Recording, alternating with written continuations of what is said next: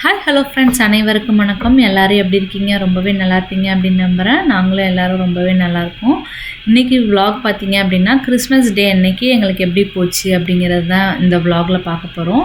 நாங்கள் கொஞ்சம் ஃபன்னாக இருக்கட்டுமேன்னு சொல்லிட்டு ஜிஞ்சர் பிரெட் ஹவுஸ்லாம் வீட்டிலையே மேக் பண்ணிவிட்டு அப்புறம் டின்னர் சாப்பிட்டுட்டு கொஞ்சம் லைட் ஷோ பார்க்க போனோம். இது எல்லாமே சேர்த்து தான் இந்த விலாகில் பார்க்க போகிறோம். ஃபஸ்ட் மார்னிங்கே பார்த்தீங்க அப்படின்னா ஜிஞ்சர் பிரெட் ஹவுஸ் பண்ணலாம் அப்படின்னு சொல்லிட்டு நானும் பாப்பா எல்லோரும் மாவு ரெடி பண்ணிகிட்டு இருந்தோம். அப்புறம் என்னோடய ஹஸ்பண்டே ஹெல்ப் பண்ணாங்க. அவங்களும் பாப்பாவும் ஜாயின் பண்ணிட்டாங்க. ஸோ மாவு எப்படி பண்ணேன் அப்படின்னு பார்த்தீங்கன்னா, நம்ம ஆல்ரெடி போர்பன் பிஸ்கெட் பண்ணியிருப்போம். அதோட வீடியோ லிங்க் டிஸ்கிரிப்ஷனில் ஷேர் பண்ணுறேன். அதே மாவு தான் நான் இப்போ யூஸ் பண்ணேன். கொஞ்சம் பட்டரோட ரேஷியோ மட்டும் கம்மி பண்ணிட்டேன். அப்போ அந்த பிஸ்கெட் நல்லா நமக்கு ஹார்டாக வரும். அப்போ கரெக்டாக இருக்கும் ஹவுஸ் பண்ணுறதுக்கு அப்படின்னு. இப்போ மாவெல்லாம் நல்லா தேய்ச்சிட்டு இது மாதிரி நல்லா ஸ்ப்ரெட் பண்ணிவிட்டு அப்புறம் ஜிஞ்சர் பிரெட் ஹவுஸோட பீசஸ் நான் பிரிண்ட் அவுட் எடுத்துட்டேன். பிரிண்ட் அவுட் எடுத்துகிட்டு கட் பண்ணிட்டோம். அந்த ரூஃபு அப்புறம் சைடு அப்புறம் ஃப்ரண்ட்டு பேக் எல்லாமே அந்த மாடலுக்காக பிரிண்ட் அவுட் எடுத்துகிட்டு அதே மாதிரி கட் பண்ணி பேக் பண்ணிட்டோம். இது ஃபஸ்ட்டு கடையில் வாங்கலாம் அப்படின்னு பிளான் போட்டோம். அப்புறம் ஃப்ரெண்டு வீட்டில் சொன்னாங்க கடையில் வாங்கினப்போ பிஸ்கெட்ஸ் எல்லாமே உடஞ்சிருந்துச்சு அப்படின்னாங்க. ஸோ அதனால தான் நாங்கள் வீட்லேயே மேக் பண்ணலாம், நமக்கும் நல்லா ஃபன்னாக இருக்கும்னு சொல்லிட்டு மேக் பண்ணோம். பிஸ்கெட் மட்டும் நல்லா திக்காக பண்ணிவிடுங்க. நம்ம நார்மலாக பிஸ்கெட் சாப்பிட்றதுக்கு பண்ணுறப்ப கொஞ்சம் தின்னாக சாஃப்டாக பண்ணுவோம். இது கொஞ்சம் பட்டர் கம்மி பண்ணிட்டீங்கன்னா கொஞ்சம் பிஸ்கெட்டும் ஹார்டாக வந்துடும். கொஞ்சம் திக்காக பண்ணிங்கன்னா ஒரு 350 ஃபாரன்ஹீட்டில் 30 மினிட்ஸ் பேக் பண்ணிங்கன்னா கரெக்டாக இருக்கும். பேக் பண்ண பிஸ்கெட்ஸ் எல்லாமே நல்லா ஆற விட்டுருங்க. அதுக்கப்புறம் க்ரீம் போட்டு ஹவுஸ் நீங்கள் பில்ட் பண்ணீங்க, ஹவுஸ் கட்டினீங்க அப்படின்னா தான் கரெக்டாக இருக்கும். இல்லைனா அந்த க்ரீம் மெல்ட் ஆகிட்டே இருக்கும். ஸோ பட்டர் ஃப்ராஸ்டிங் க்ரீம் தான் நான் கடையில் தான் வாங்கியிருந்தேன் க்ரீமு. அதை ஜிப்லாக்கில் போட்டுட்டு நம்ம நார்மலாக அந்த ஹவுஸ் மாடல் வச்சுட்டு நம்ம இப்போ வீடு கட்டிகிட்டு இருக்காங்க அவங்க 2 பேரும். நான் இப்போ டின்னர் பண்ணிகிட்ருக்கேன். வீடு ஃபுல்லாக பில் பண்ணிவிட்டு பாப்பா கிட்ட கொடுத்துட்டோம் டிசைன் பண்ணுறதுக்கு. அவள் இஷ்டத்துக்கு நல்லா க்ரீம் போட்டு நல்ல சாக்லேட்லாம் போட்டு அவள் தான் ஃபுல்லாக டிசைன் பண்ணிகிட்டு இருந்தா.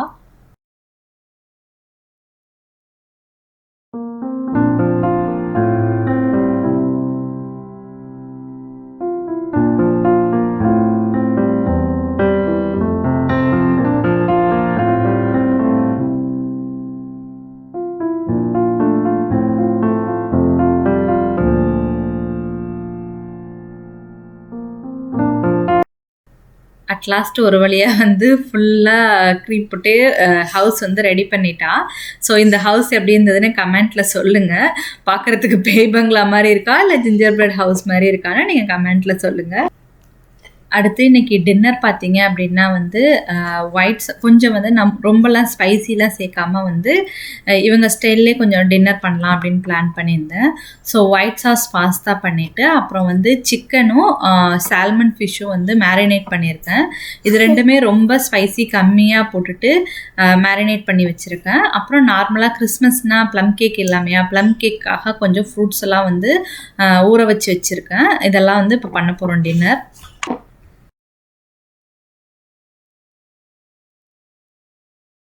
ப்ளம் கேக் பண்ணுறதுக்கு நான் 2 ஸ்பூன் சுகரில் நம்ம கேரமல் பண்ணுவோம்ல, நல்லா கேரமல் மாதிரி பண்ணிவிட்டு அதில் அப்புறம் ட்ரை கிரேப்ஸு, அப்புறம் கொஞ்சமாக முந்திரி, அப்புறம் டூட்டி ஃப்ரூட்டி, அப்புறம் செர்ரி, டேட்ஸ் இதெல்லாம் தான் போட்டு சோக் பண்ணி வச்சுருக்கேன். நல்லா ஊற வச்சு வச்சுருக்கேன். நான் கிரேப் ஜூஸு, ஒயின் அது மாதிரி எதுவுமே சேர்க்கலை. ரொம்ப சிம்பிளாக தான் பண்ணுறேன். ஃபஸ்ட்டு 2 முட்டை தனியாக வெள்ளைக்கருவை மட்டும் நல்லா பீட் பண்ணிக்கலாம். கொஞ்சம் நல்லா அது க்ரீமியாக ஆனோன்னா அது கூட மஞ்சக்கருவையும் சேர்த்து பீட் பண்ணிப்போம். அது கூட 1 கப் அளவு ஆயில் சேர்த்துட்டு அதையும் சேர்த்து பீட் பண்ணிக்கலாம். அப்புறம் சுகர், நான் ஒயிட் சுகர் தான் யூஸ் பண்ணியிருக்கேன். அதையும் சேர்த்து 1 கப் அளவுக்கு சுகர் சேர்த்து நல்லா எல்லாத்தையும் ஒன்றா கலந்துட்டு அதுக்கப்புறம் நம்ம எப்பொழுதும் சேர்க்குற மாதிரி மாவு, பேக்கிங் பவுடர், அப்புறம் பேக்கிங் சோடா இது 3த்தையும் சேர்த்து ஒரு வாட்டி நல்லா கலந்ததுக்கப்புறம் இந்த டைம் எதுவுமே நான் கிரேப் ஜூஸ், ஒயின் அது மாதிரி எதுவுமே சேர்க்கலை. ஆனால் ப்ளம் கேக் நல்லா சாஃப்டாக ஜூஸியாக செம்ம டேஸ்ட்டாக இருந்தது. இந்த ப்ளம் கேக்கோட ரெசிபி ஆல்ரெடி நான் நம்ம சேனலில் ஷேர் பண்ணியிருக்கோம். லிங்க் டிஸ்கிரிப்ஷனில் தரேன், செக் பண்ணி பாருங்கள்.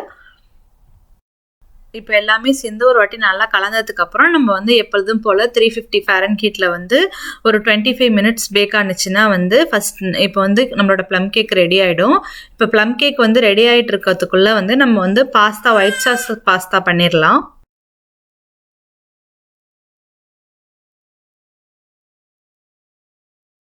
இப்போ இதை ஓவனில் வச்சுட்டு நம்ம வந்து ஒயிட் சாஸ் பாஸ்தா பண்ணிடலாம்.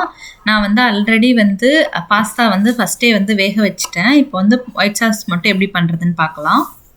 ஒயிட் சாஸ் பாஸ்தா பண்ணுறதுக்கு ஃபஸ்ட்டு வெஜிடபிள்ஸ்லாம் நம்ம வந்து வதக்கி எடுத்துடலாம். ஃபஸ்ட்டு நான் என்னென்ன காய் எடுத்திருக்கேன் அப்படின்னு பார்த்தீங்கன்னா வந்து கேப்சிகம், அப்புறம் வந்து கேரட், வெங்காயம், அப்புறம் வந்து காலிஃப்ளவர் தான் எடுத்திருக்கேன். நீங்கள் வந்து ப்ரோக்கலி, அப்புறம் வந்து முட்டைக்கோஸ், அது மாதிரி எந்த காய் வேணாலும் எடுத்துக்கலாம். இது எல்லாத்தையுமே வந்து ஹை ஃப்ளேமில் வச்சுட்டு ஒரு 3லேருந்து 4 நிமிஷம் வந்து அந்த வதக்கிட்டா போதும்.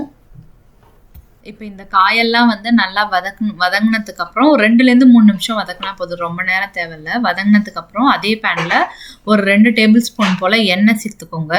யூஸ்வலாக இதுக்கு வந்து பட்டர் சேர்ப்பாங்க, நான் இந்த வாட்டி எண்ணெய் சேர்த்து தான் பண்ண போகிறேன். நமக்கு வந்து பட்டர், சீஸ் இதெல்லாம் இல்லாமல் வந்து இது நான் ஒரு வாட்டி ட்ரை பண்ணி பார்த்தா ரொம்ப டேஸ்டியாக இருந்தது. அது கூட வந்து 1 டேபிள் ஸ்பூன் அளவுக்கு மைதா மாவு சேர்த்துட்டு அதை 1 நிமிஷம் போல் வந்து நல்லா ஸ்லோ ஃப்ளேமில் வச்சுட்டு நல்லா பொன்னிறமாக லைட்டாக வதக்கிக்கலாம். அப்படி வந்து நல்லா பொன்னிறமாக ஆனோன்னே அது கூட வந்து ஒரு 250 ml 1/4 லிட்டர் அளவுக்கு பால் சேர்த்துக்கோங்க.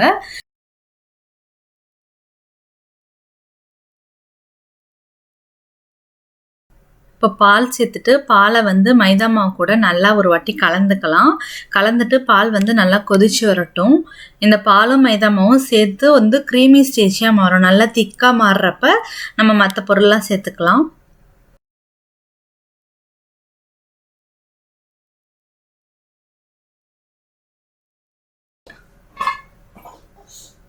இப்போ பாலும் மைதா மாவும் சேர்ந்து நல்லா வந்து நமக்கு வந்து ஒயிட் சாஸ் மாதிரி ரெடி ஆகிடுச்சு. திக்காக க்ரீமி ஸ்டேஜ் வந்துருச்சு. இப்போ இது கூட நம்ம வந்து வதக்கி வச்சுருக்க காயும் அப்புறம் வந்து வேக வச்சுருக்க பாஸ்தாவும் சேர்த்து ஒரு வாட்டி கலந்துட்டு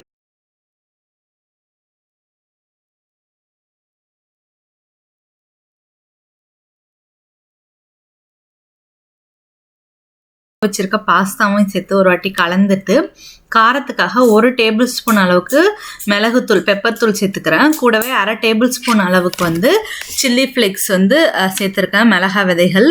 இது 2ஐயும் சேர்த்துட்டு ஒரு வாட்டி நல்லா கலந்துட்டா நமக்கு வந்து ஒயிட் சாஸ் பாஸ்தா வந்து ரெடி ஆகிடும்.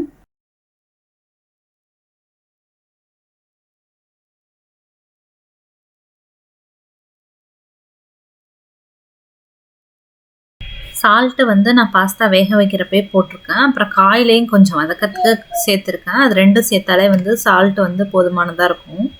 அவ்வளோதான், நம்மளோட ஒயிட் சாஸ் பாஸ்தா வந்து ரெடி ஆகிடுச்சு. இதுவும் நல்ல டேஸ்ட்டாக இருந்தது.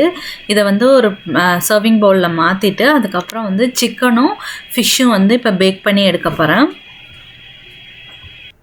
இப்போ வந்து நம்ம அவனில் பேக் பண்ண வச்சுருந்தோம்ல, கேக்கும் வந்து ரெடி ஆகிடுச்சு. அதை வெளியே வச்சுட்டு சிக்கனும் ஃபிஷ்ஷும் வந்து நான் ஓவனில் தான் வச்சு பேக் பண்ண போகிறேன் இன்றைக்கி. ஃபஸ்ட்டு ஃபிஷ்ஷை வந்து ப்ராயிலில் வச்சுட்டு 10 மினிட்ஸ் 2 சைடும் வந்து ஃபஸ்ட்டு லோவில் வச்சு பேக் பண்ணுங்கள். அப்படி பேக் பண்ணிங்கன்னா நல்லா வெந்துடும். அப்புறம் ஹையில் வச்சுட்டு ஒரு 2 நிமிஷத்தில் எடுத்துருங்க. அப்போ வந்து கலர் மாறி வந்துடும். ஸோ ப்ராயிலில் வச்சுட்டு 10 மினிட்ஸ் லோவில் வச்சுட்டு பேக் பண்ணுங்கள். சிக்கன், ஃபிஷ் ரெண்டுத்துக்குமே சேம் தான். இப்போ டின்னர் எல்லாமே ரெடி ஆகிடுச்சு. டின்னர் சாப்பிட்டுட்டு அதுக்கப்புறம் தான் வந்து லைட் ஷோ பார்க்க போகிறோம்.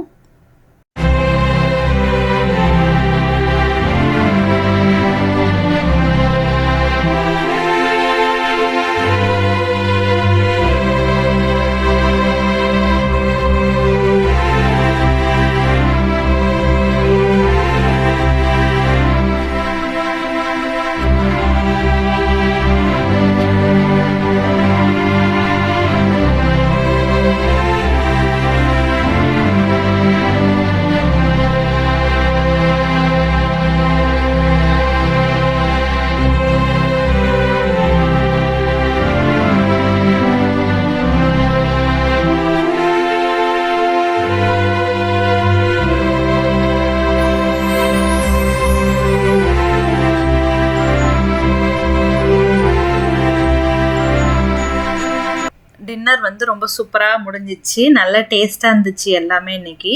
ஸோ டின்னர் முடிச்சுட்டு நாங்கள் வந்து இப்போ கிளம்பிட்டோம். இதெல்லாம் பார்த்தீங்கன்னா எங்கள் ஸ்ட்ரீட்லேயே டெக்கரேட் பண்ணியிருந்தாங்க. எங்கள் தெருவிலே வந்து சூப்பராக எல்லார் வீட்லேயும் வந்து லைட் ஷோ போட்டிருந்தாங்க. எல்லாமே சூப்பராக இருந்தது லைட் எல்லாமே. நாங்கள் வந்து அப்படியே இன்னொரு இடத்துல பார்த்தீங்க பெல்வியூவில் பார்த்தீங்கன்னா அங்கே வந்து ஒரு லைன் ஃபுல்லாகவே வந்து லைட் டெக்கரேட் பண்ணிவிட்டு கூடவே அங்கே வந்து பரேட் மாதிரி பண்ணியிருந்தாங்க. அதுவும் பார்த்துட்டு வரலான்னு இப்போ போயிட்டுருக்கோம். இது வந்து இங்கே இருக்கிற பெல்வியூ சிட்டியோட ஒரு லேனில் வந்து ஃபுல்லாகவே வந்து லைட் போட்டிருப்பாங்க. எல்லா மரம், ட்ரீஸு, பில்டிங் எல்லாமே இந்த லைட் செட்டிங் பண்ணியிருப்பாங்க. கூடவே வந்து அங்கே வந்து ஒரு பரேட் மாதிரி எல்லாமே டெக்கரேஷன்லாம் பண்ணிட்டு வந்து சும்மா ஒரு ஷோ மாதிரி பண்ணுவாங்க. அதையும் பார்த்துட்டு வரலான்னு தான் இப்போ நாங்கள் போயிட்டுருக்கோம்.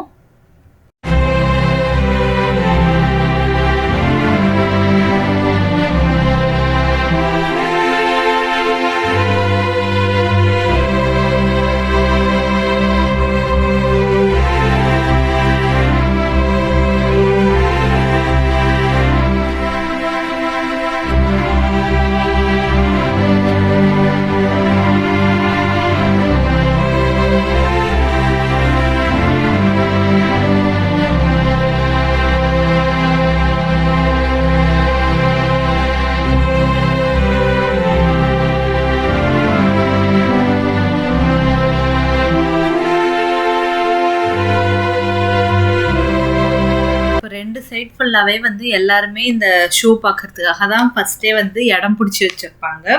அவ்வளோ கூட்டமாக இருக்கும். ஸோ நாங்களும் இந்த மாதிரி இடம் பிடிச்சிட்டு ஃபுல்லாக வந்து இப்போ ஷோ ஸ்டார்ட் ஆக போகுது, பார்க்க போகிறோம்.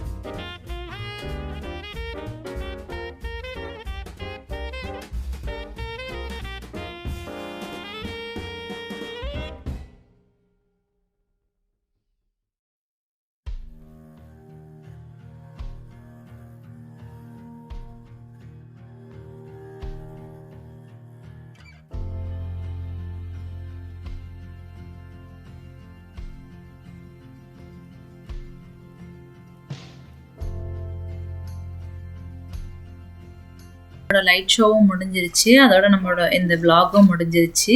உங்களுக்கும் இந்த வீடியோ பிடிச்சிருக்கும் அப்படின்னு நினைக்கிறேன். இந்த வீடியோ உங்களுக்கு பிடிச்சதுன்னா லைக் பண்ணுங்கள், ஷேர் பண்ணுங்கள், கமெண்ட் பண்ணுங்கள், கூடவே சப்ஸ்கிரைப் பண்ணுங்கள். மீண்டும் ஒரு சூப்பரான வீடியோவுடன் அடுத்த வீடியோவில் சந்திப்போம்.